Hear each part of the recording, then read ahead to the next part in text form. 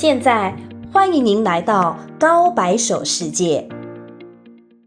좋은 국가, 선진국이 되기 위해서는 여러 가지 조건이 있겠지만 그 중에서도 법과 제도가 매우 중요하다고 생각합니다. 일본이 한국보다 먼저 선진국이 될 수 있었던 주요한 이유는 조선은 세국을 선택했지만 일본은 메이지 유신을 했다는 것이며, 중국이 아직 중진국을 벗어나지 못하고 있는 가장 큰 이유도 공산주의를 도입했기 때문이라고 생각합니다. 하지만 제가 유튜브를 하면서 느낀 건 많은 한국인들이 중국인들보다 우리가 선진국가를 만들 수 있었던 이유를 단순히 한국의 한족들보다 우수하기 때문이라고 생각한다는 것입니다. 그래서 오늘은 한국 사회와 한국인이 중국 사회와 중국인보다 우수한 점, 비슷한 점, 부족한 점에 대해서 간단하게 이야기해 보겠습니다. 한국인이 한족보다 나은 점은 많겠지만 그 중에서도 이야기하고 싶은 건 좀 더 입체적인 시각에서 합리적인 사고와 판단을 할 수 있다는 것입니다. 오해하면 안 되는 게 한국인들이 서구 선진국만큼 잘한다는 게 아니라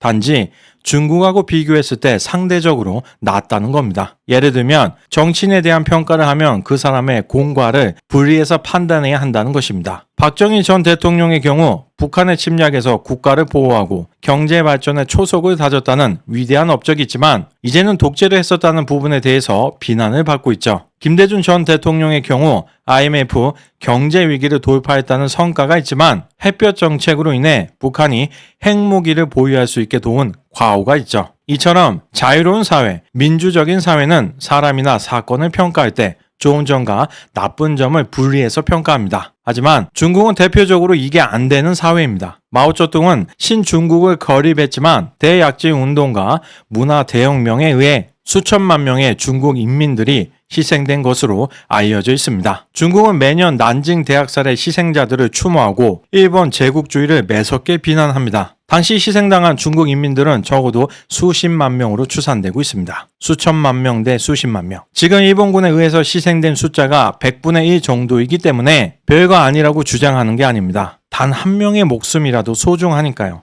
다만 중국인들은 일본의 학살에 대해서는 그렇게 비난하면서 왜 마오쩌둥의 실정에 대해서는 아무 말도 하지 않는 것일까요? 남과 나를 판단하는 기준은 동일해야 합니다. 남에게는 엄격하고 자신에게는 관대하다면 사이코패스 아니면 폭군 둘 중 하나일 뿐입니다. 권력이 없으면 사이코패스, 권력을 가지게 되면 폭군이 되는 거죠. 우리 편이면, 우리 사람이면 어떤 과오라도 이해하고 그에 대한 비난을 용납하지 않는 사회가 바로 오늘날의 중국이며 그런 사회를 만들어낸 사람들이 바로 오늘날의 중국인입니다. 제가 아는 한 중국에서 마오쩌둥을 평가할 때 공과를 구분해서 말했던 사람은 단 한 명 있었습니다.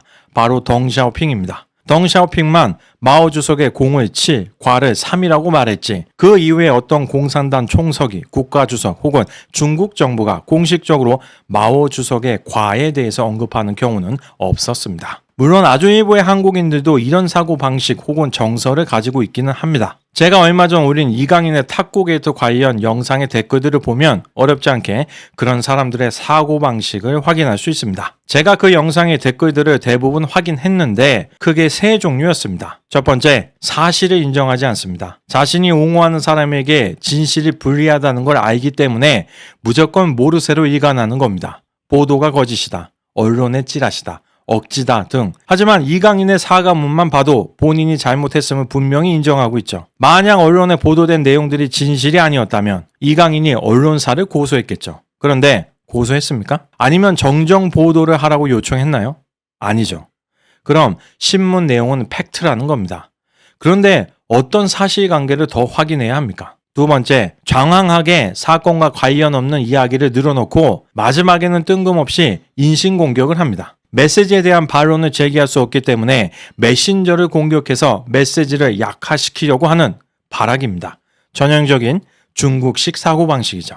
세 번째, 축협의 문제다. 선수에 대한 비난은 자제하라고 주장하면서 물타기를 합니다. 축협 회장 정몽구가 피파 랭킹 70위 요르단하고 준결승 하는데 직접 뛰었습니까? 당이 직접 경기를 뛰면서 경기를 마친 건 이강인인데 왜 축협만 물고 늘어집니까? 이강인은 이강인대로 책임을 지고 축협은 축협대로 책임을 져야죠. 이강인이 사과하고 손흥민이 받아주면 64년 만에 아시안컵 우승에 실패한 건 누구도 책임지지 않아도 되는 겁니까? 아시안컵이 단지 손흥민, 이강인 2명 사이의 일입니까? 만약 이강인이 준결승에서 스스로 출장하지 않았다면 요르단 이기고 나중에 카타르까지 잡고 우승을 했을 수도 있습니다. 제대로 경기에만 임했어도 한국이 이길 가능성이 높았겠죠. 그런데 왜 이강인이 아닌 축협이 문제의 핵심이라고 주장하는 것일까요? 뼈를 베이기는 싫으니 살을 내어주는 건가요? 다음 아시안컵은 또 중동, 사우디아라비아에서 개최하는데 그때 손흥민 나이가 36살입니다. 한국이 우승할 가능성은 이번 대회보다 훨씬 더 작아질 것입니다. 이강인의 사과문에서 가장 황당한 건 이 부분입니다. 흥민이 형에게 얼마나 간절한 대회였는지 제가 머리로는 알았으나 마음으로 그리고 행동으로는 그 간절함을 충분히 헤아리지 못했던 부분에서 모든 문제가 시작되지 않았나 생각한다. 이번 아시안컵은 손흥민하고 5천만 국민들만 간절했던 건가요? 이강인은 대한민국의 국가대표 아닌가요? 이강인은 본인은 정말 하기 싫은데 그냥 손흥민이 도와달라고 해서 어쩔 수 없이 간 겁니까? 국가대표로 병역 면제까지 받은 선수가 국가대표로서의 책임감을 전혀 느끼지 못하고 있는 것 같아서 매우 황당합니다. 대한축구협회는 손흥민, 이강인이 화해했다고 우승한 것처럼 흥분되고 기쁘다고 합니다. 이건 64년 만에 우승을 기대했던 국민들을 조롱하는 거죠. 이제 어쩌면 70년, 80년, 90년, 100년 동안 아시안컵에서 우승하지 못하게 될 것으로 보이는데도 이강인을 옹호하는 사람들이 분명 여러분들 주변에도 있을 겁니다. 그런 사람들하고 굳이 당장 티나게 싸우고 손절할 필요는 없습니다. 그러면 피곤하니까요. 그냥 조금씩 연락과 만남을 줄이시기 바랍니다. 괜히 경조사 때 10만 원 더 받으려고 저런 사람들하고 관계 유지하다가는 나중에 어떤 큰 봉변을 당할지도 모릅니다. 단호하게 끊어내시기 바랍니다. 저런 사람들이 제일 무서워하는 게 바로 남들에게 손절당하는 겁니다. 그 사람들 입장에서 손절을 당하면 더 이상 상대방을 이용할 수 없게 되니까요. 한국인이 가진 중국인과 비슷한 정서는 어떤 게 있을까요? 바로 남의 입에 재갈을 물으려고 한다는 것입니다. 전체주의적 사상이고 개인의 자유의지를 인정하지 않는 태도라고 볼 수 있겠습니다. 제가 올리고 있는 중국 관련 영상들에서도 어렵지 않게 이런 댓글들을 확인할 수 있습니다. 예를 들면 중국 사회나 축구의 문제점이나 개선점에 대해서 이야기하면 우리 걱정이나 하자, 우리가 더 문제다, 우리가 중국보다 뭐가 더 나으냐 등의 댓글들이 보입니다. 물론 한족, 조선족일 수도 있겠지만 그 중에는 자신과 다른 생각에 대해 공격적인 성향을 가진 한국인도 적지 않아 보입니다. 이런 사람들의 논리는 다음과 같습니다. 너는 A라는 문제가 있기 때문에 다른 사람의 B라는 문제에 대해서 언급할 자격이 없다. 너도 완벽하지 않기 때문에 다른 사람에 대해 비판적인 발언을 해서는 안 된다. 이런 사고방식은 공산당이 통치하고 있는 국가에서 쉽게 볼 수 있습니다.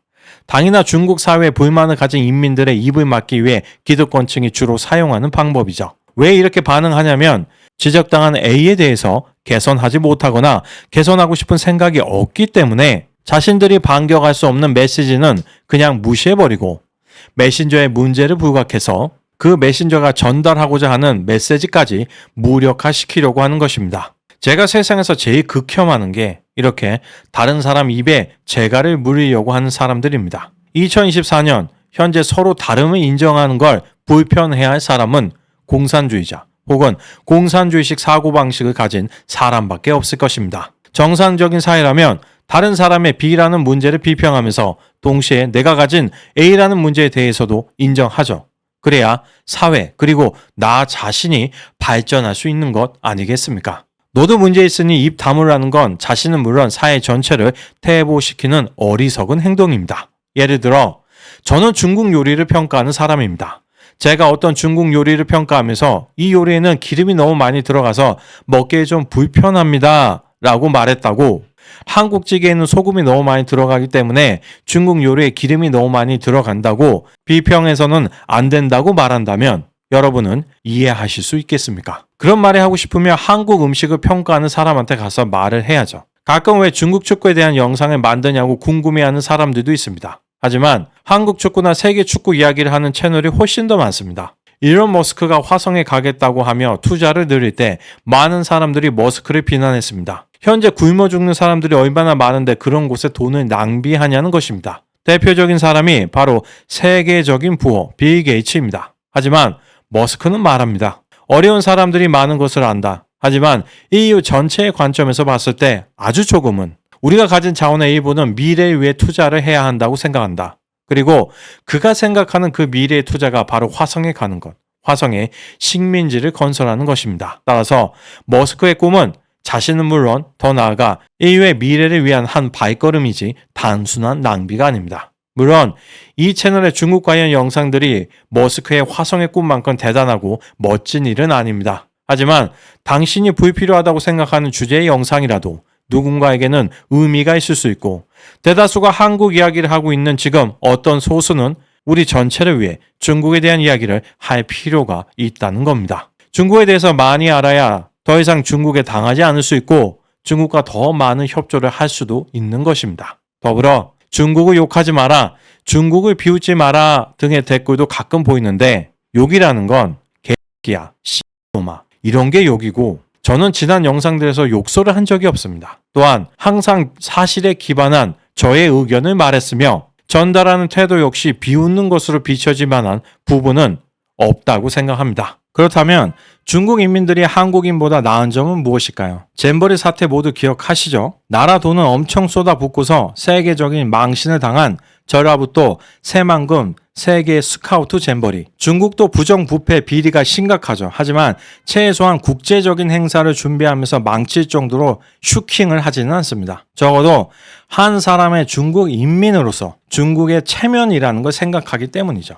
더불어 처벌받는 것도 두려울 것입니다. 하지만 한국은 어떻습니까? 최근까지 잼버리 사태로 책임지고 물러난 사람은 여성가족부 김영숙 장관밖에 못 봤습니다. 왜 해당 지역 지자체장과 공무원들은 아무도 책임을 지지 않는 걸까요? 한국이 최소한 중국 정도의 수준이라도 되었다면 전 세계적으로 이렇게까지 개망신을 당하는 일은 없었을 겁니다. 더불어 일부 한국인들은 중국만 보면 굽실거리는 굽실병에 걸려 있습니다. 한국인으로서 한국에서 자유를 누리며 살지만 중국몽을 꾸는 사람들과 그들을 지지하는 사람들이 가진 병입니다. 현대판 중국 4대주의자 혹은 매국노라고 볼 수 있겠습니다. 2019년 중국 스촨성에서 개최된 판다컵에서 우승한 우리 청소년팀이 세리머니 도중 우승 트로피에 발을 올렸다고 중국에 사죄해야 했고 결국 우승 트로피도 박탈당했습니다. 경기 일정이 모두 끝난 후 경기 외적으로 발생한 일을 가지고 정정당당하게 경기에서 우승한 기념으로 받은 트로피를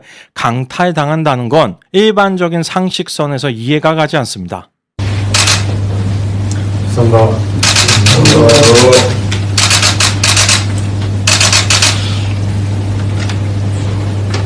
이번에 판다컵에 초청해주신 모든 팬들께 제 불미스러운 행동으로 인하여 중국 축구협회 팬들께 심리를 끼쳐드린 것 정말 죄송합니다. 제 경미스러운 행동으로 반성을 이어주시겠습니다. 다시 한번 죄송합니다. First of all, we apologize for the situation. One of our players made a huge mistake. We are really sorry for the mistake again, and we humbly apologize to all of fans and all of players, also all of people in China. And we hope to keep good relationship with CFA and KFA. Apologies again.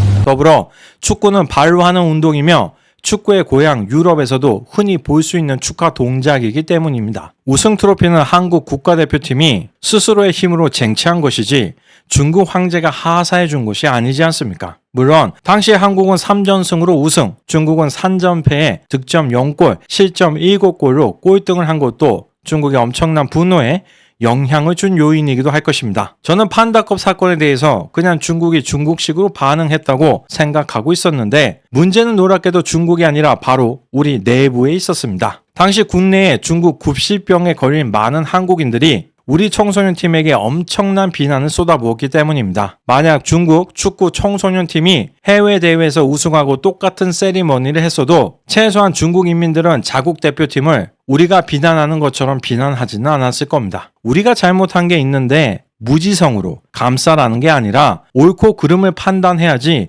그냥 중국이 화를 낸다고 무조건 굽실 사과를 해서는 안 된다는 게 저의 생각입니다. 물론 저는 개인적으로 그 정도의 세리머니는 전혀 문제라고 생각하지 않습니다. 만약 이 영상을 보고 있는 여러분들 중에서도 한국 청소년 축구 대표팀이 우승하고 트로피에 발을 우리는 세리머니가 잘못이라고 생각한다면 왜 올림픽이나 아시안게임에서 메달을 깨무는 행동을 하는 건 괜찮은지 그 이유를 댓글로 남겨주시기 바랍니다. 치아로 게임으로 침이 묻는 건 괜찮은데 발을 올려놓는 건 천하의 몹쓸 짓이 되는 이유가 몹시 궁금합니다. 오늘은 한국인이 중국인보다 나은 점과 비슷한 점, 부족한 점에 대해서 이야기해봤습니다. 여러분들도 알고 있는 사례가 있으시다면 본 영상에 댓글로 공유해 주시기 바랍니다. 오늘 영상은 여기에서 마치겠습니다. 시청해 주셔서 감사합니다.